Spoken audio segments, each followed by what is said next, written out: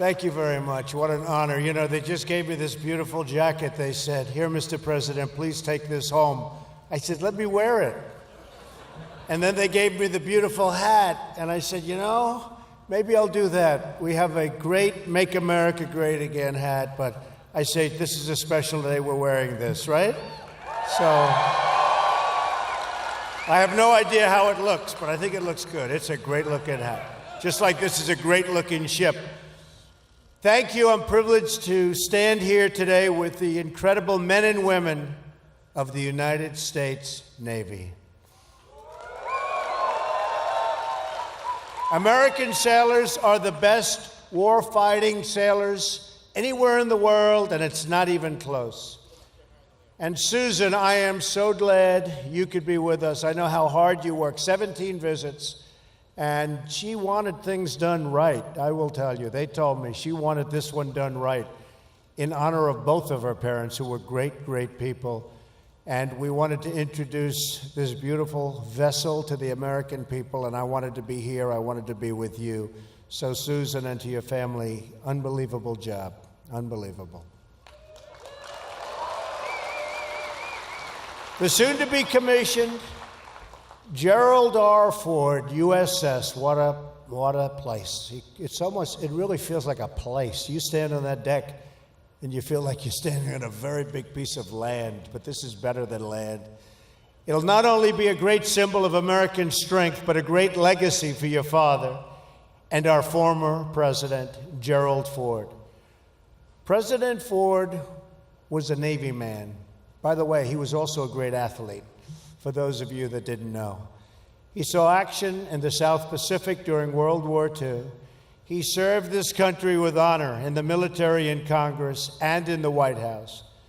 The proud dignity of this ship is a fitting tribute to Gerald Ford, the man and the president.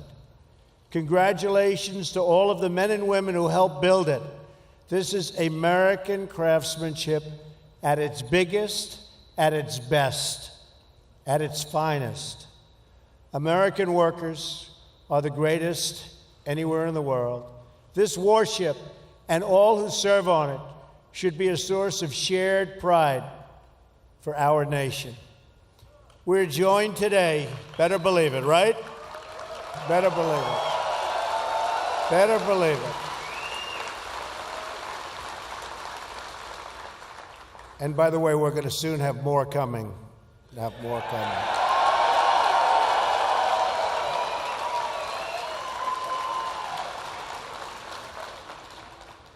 We are joined today by General Mattis, now Secretary Mattis. Where is he?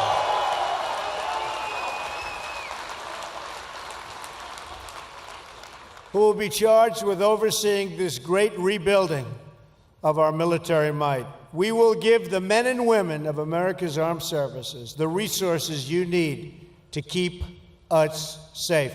We will have the finest equipment in the world, planes, ships, and everything else.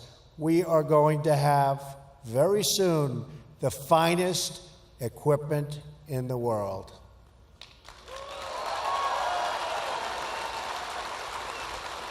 We will give our military the tools you need to prevent war and, if required, to fight war and only do one thing. You know what that is? Win. Win. We're going to start winning again.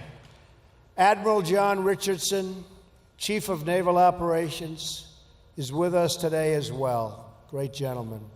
Admiral, we're going to ensure our Navy has the resources, personnel, training, and equipment, the kind of equipment that you need. So congratulations, Admiral, and a lot more is coming.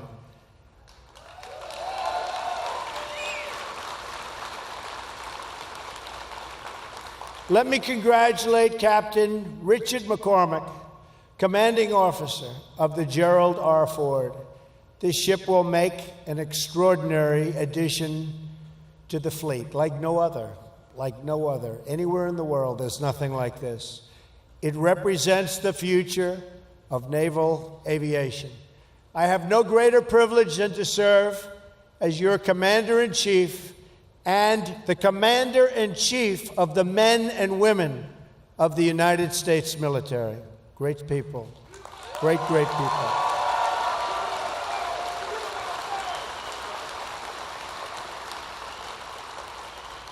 I salute you, and I salute our sailors. I will always support you and your mission. I will never, ever let you down. And I also have to recognize Mike Petters, President and CEO of Huntington Ingalls Industries, along with Matt Mulheron, President of Newport News Shipbuilding. They won't let you down either. They're not going to let you down either.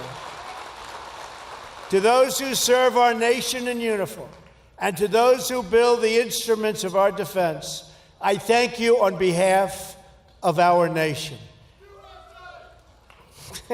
I agree. Our carriers are the centerpiece of American military might overseas. We are standing today on 4.5 acres of combat power and sovereign U.S. territory, the likes of which there is nothing to compete. There is no competition to this ship. It is a monument to American might that will provide the strength necessary to ensure peace. This ship will carry 4,500 personnel and 70 aircraft and will be a vital component of our defense.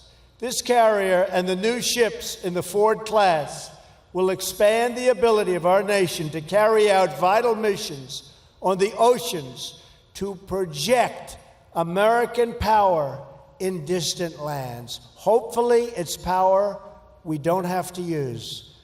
But if we do, they're in big, big trouble.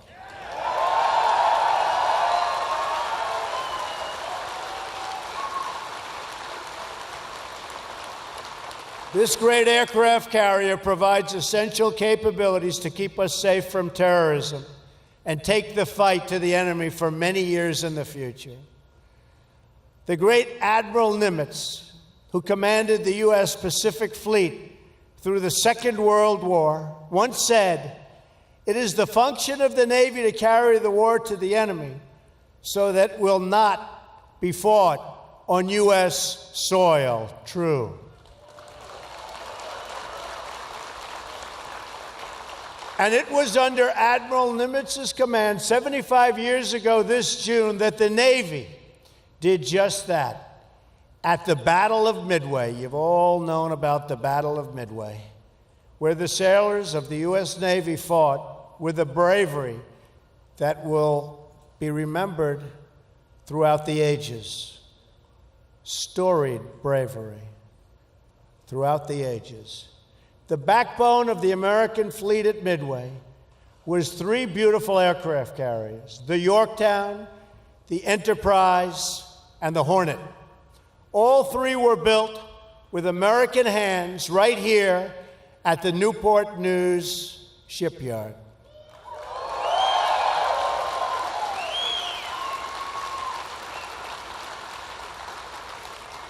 At Midway, America was greatly outnumbered by, a lot. And its fleet badly damaged, but the heroic deeds changed the course of history. Many brave Americans died that day, and through their sacrifice, they turned the tide of the Pacific War. It was a tough tide. It was a big tide. It was a vicious tide, and they turned it. Countless other Americans in that war, some of them parents and grandparents to people in this room today, came home thanks to their very heroic deeds. The sailors at Midway are part of a long line of American heroes, an unbroken chain of patriots from each generation to the next, who rose to defend our flag and our freedom. That legacy continues today as American warriors protect our people from the threat of terrorism. On Tuesday, in my address to a joint session of Congress, I asked Congress to eliminate the defense sequester and to support my request for a great rebuilding of the United States military and the United States Navy.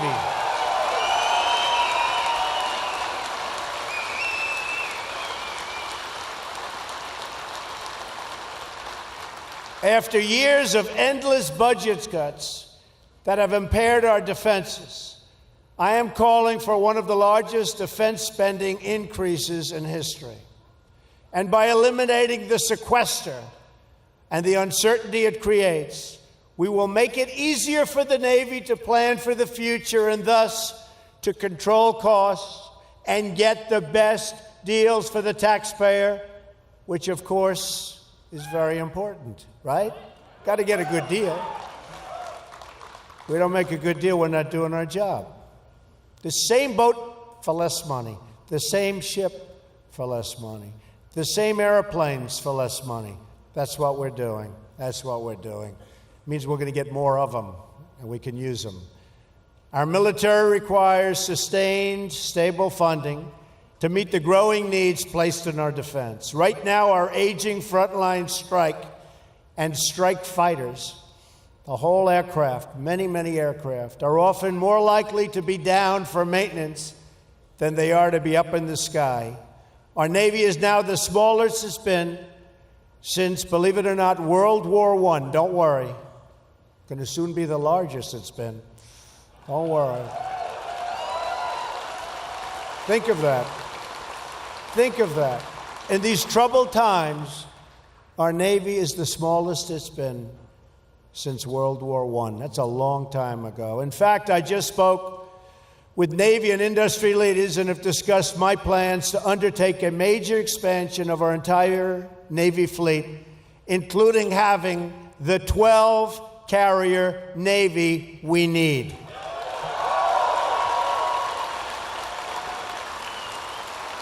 We also need more aircraft, modernized capabilities, and greater force levels.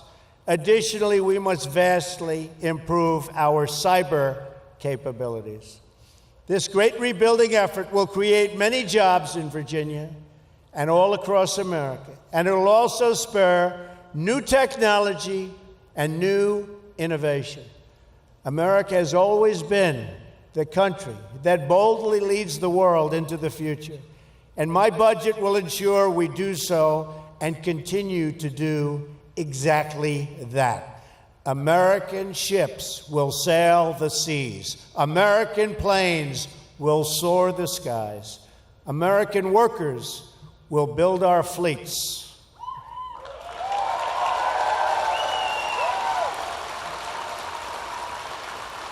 And America's military will ensure that even though the darkest nights and throughout, a bright and glowing sun will always shine on our nation and on our people.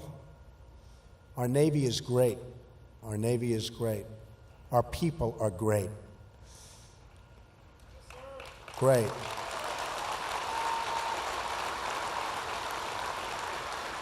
Our republic will meet any challenge, defeat any danger, face any threat, and always seek true and lasting peace. May God bless our military. May God bless our Navy. May God bless the wonderful Gerald Ford family. And may God continue to bless the United States of America. Thank you very much.